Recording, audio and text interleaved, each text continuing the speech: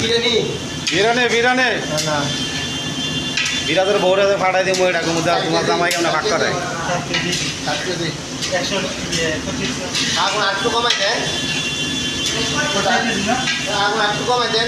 কমাই দেও পানি দিয়ে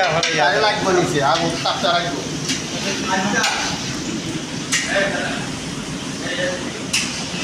তোমার বৌদির কাছে ফাটাই দিব ছবি আমার বৌদি জানে যে আমি রান্না করতে পারি আমার বৌদি জানে আপনার বৌদি